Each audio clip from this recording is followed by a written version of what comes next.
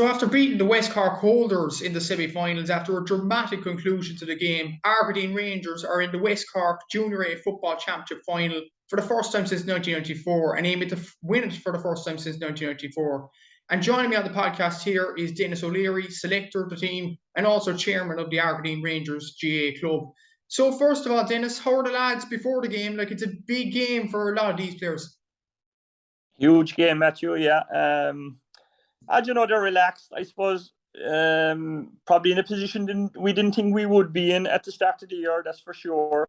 Young team, and we felt it might take them another year or two, before they'd kind of I think there was 721 started the other night.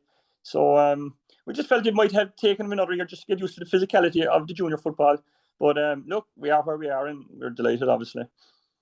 And getting out of the group first, it was a tough group to get out of with Barry there, Ty McCorrick's, a lot of intercounty stars on those sides, and obviously Bandit as well in that group. So that was a tough group to start off. It was, yeah. Obviously, Cara being defending champions for starters, and then Barry, which would be our neighbours, and of course we were amalgamated with them in the underage setup, so we would have known them very well, and a team that are going to progress, I think, over the next couple of years. So, and then Bandon, so look, every group is tough enough to get out of, but I suppose at the start of it, you would have probably fancied Cara and one of ourselves. So ourselves are Barry Rowe. So look, fortunate enough, we managed to get out. And really, the first game really had toll of the season because it was against Barry Rowe, your rivals, as you said, and you beat them. So that was a great way to start the championship, indeed. It was, Matthew, and it was probably prior to it, things hadn't been going great. Training, fellas, we had a few injuries, we had guys away and holidays and exams and stuff, and the preparation was poor. And the game itself, we kind of felt going into it, we probably had to hang in there. I think if we went toe to toe with Barry Rowe, our general feelings would they probably would have been a bit too much for us at the time. They were after a good league campaign. And as I said, we were struggling. So we kind of played it to keep in the game as long as we could. And we kind of won it in the last 10 minutes then. A poor game of football. We probably got criticised after it for being maybe too defensively. But we just felt on the night that was what needed to be done. And the result was just, the most important thing, I suppose, Matthew, at the time. And we managed to get that. And I suppose speaking of getting over the line, like the game against Randall Oak really epitomised that in the quarter-final. Draw after normal time, 11 points each, I think it was, and then you won it in the end with a Dar Holland goal, and you won it 114 to 11 points at the end in Ahio. So that was another game that propelled you to this final as well. Yeah, huge, because it was played above Nahio in a very wind-swept pitch at the day. There was gales. It was a kind of a game of two halves for both teams. And we got 2 red cards. We got a black card. I suppose at one point of the game, we were down to 11 men playing against a strong breeze.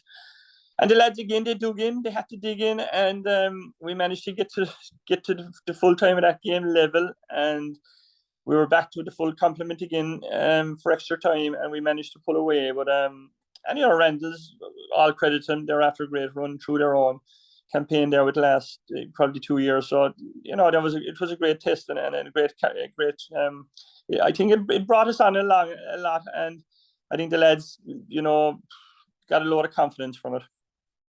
And the Ty McCorrick team in the semi-final, there's a lot of angles to this game because it was absolutely mad. This semi-final in the man, it ended 1-9 to 1-6.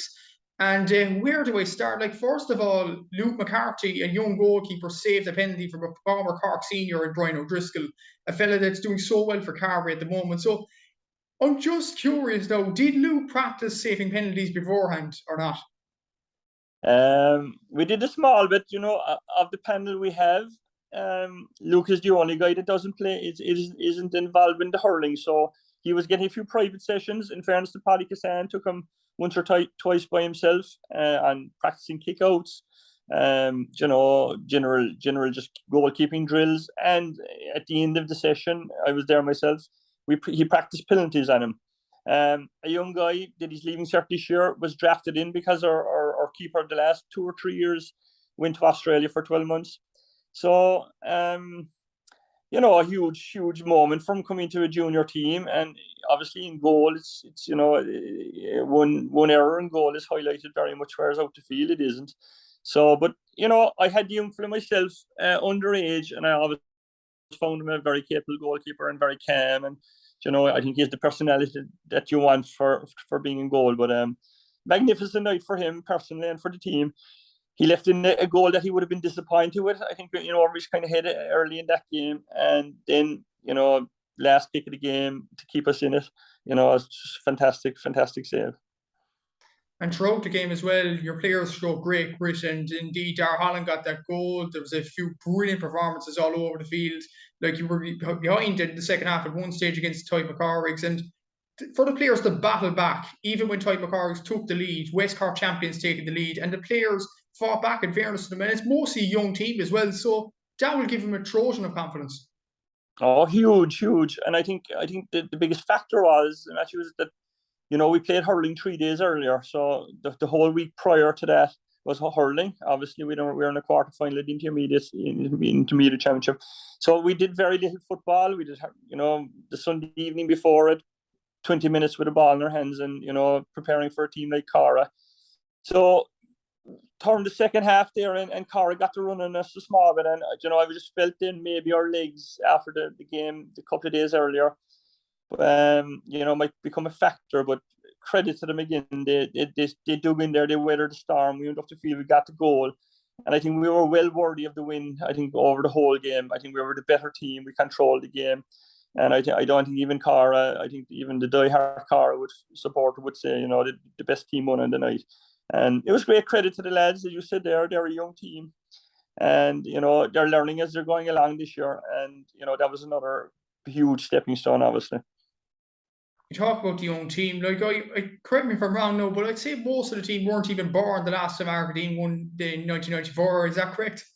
That's you're spot on. I think we started against Cullums or against Cara with I think there was one player over 26 years old. We had 7 under 21s.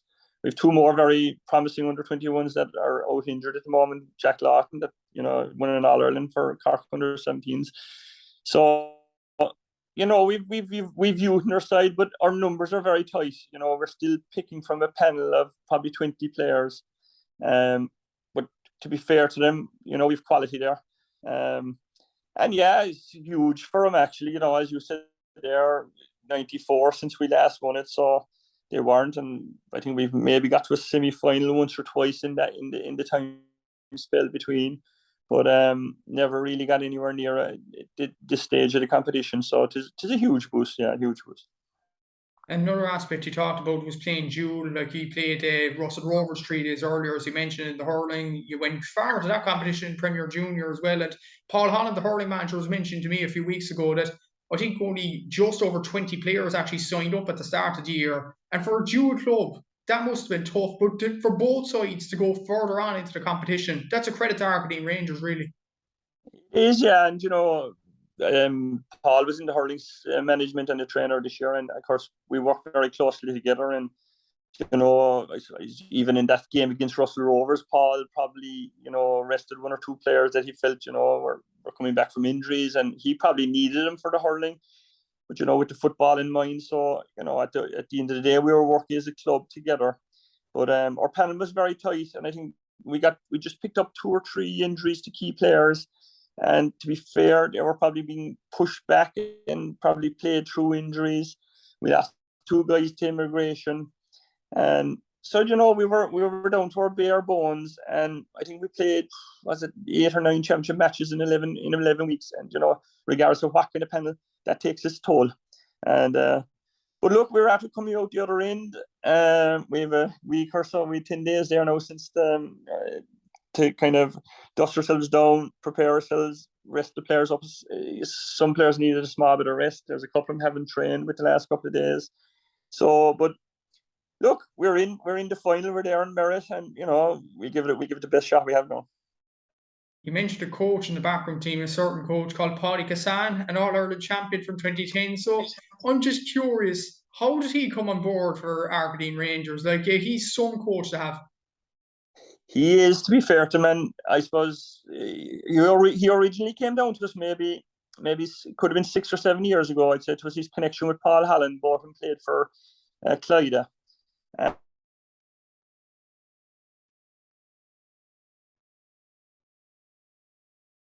And Paul, and so we went a few years in without him, and he's back living in Kilty now. So we always had a kind of a connection with him. Teams now, he specializes in it.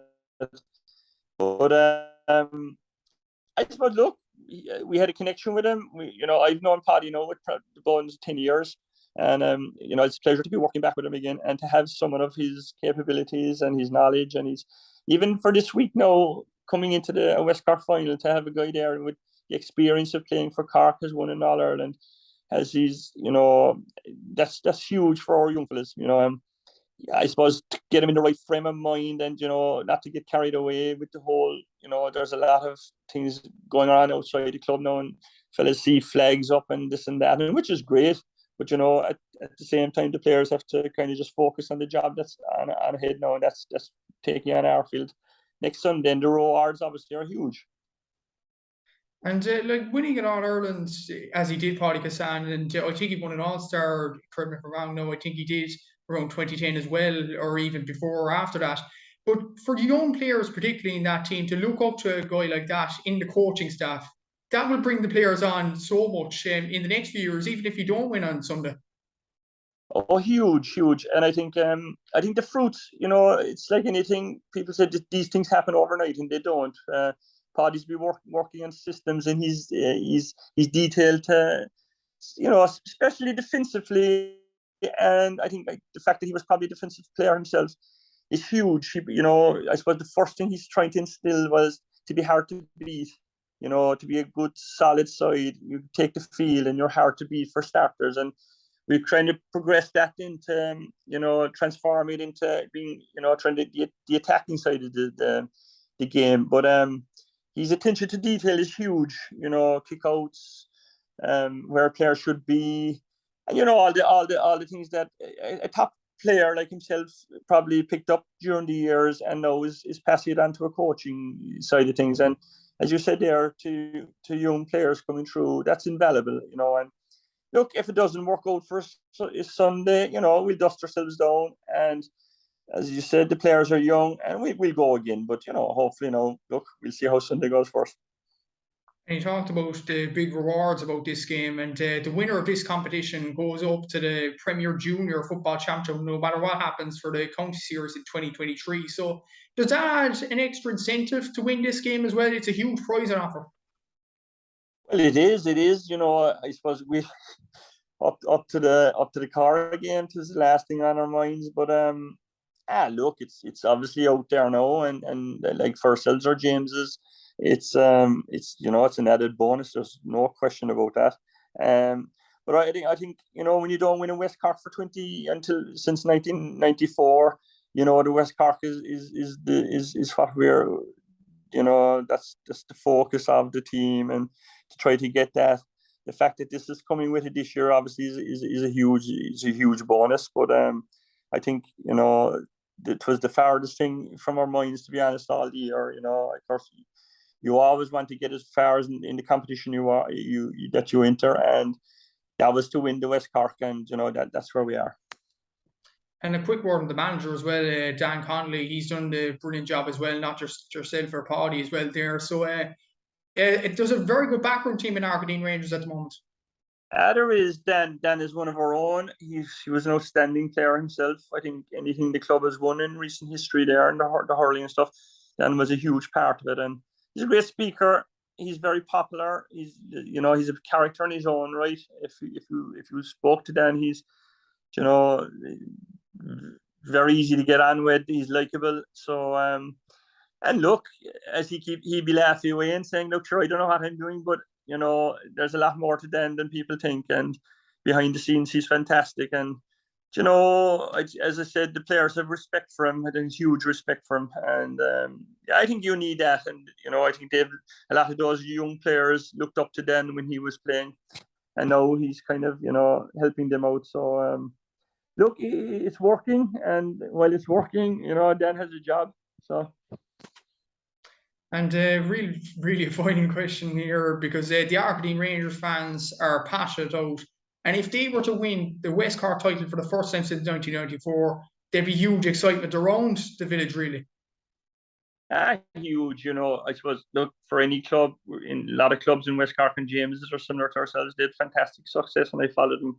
I have a nephew playing with St. James. He captained them in 2019.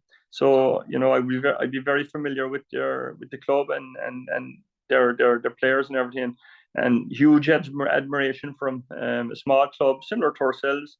Like, they're pinned in between two senior clubs in Water.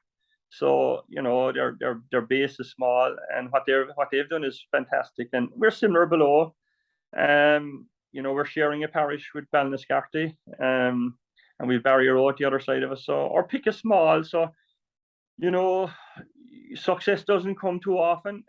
So when it does come, you know, by God, you'll cherish it. And you know, look, it's hard to know what it would mean to the club, but I know certainly, you know, it'd be huge if we could get this over the line on Sunday.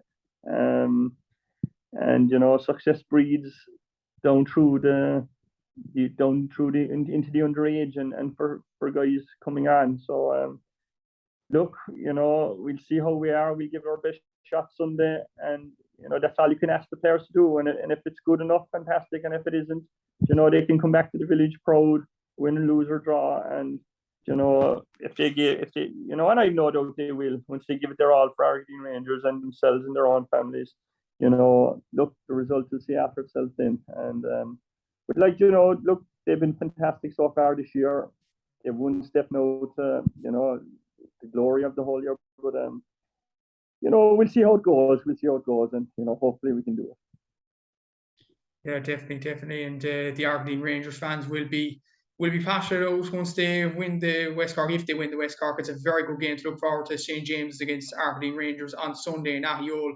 Thank you, Dennis, for coming on to the podcast. Wish you the best of luck for Sunday. And yeah, it's been a brilliant year for Argideen so far. Yeah. Thanks very much, Matthew. You know, pleasure to do it with you. And hopefully we can get over the line.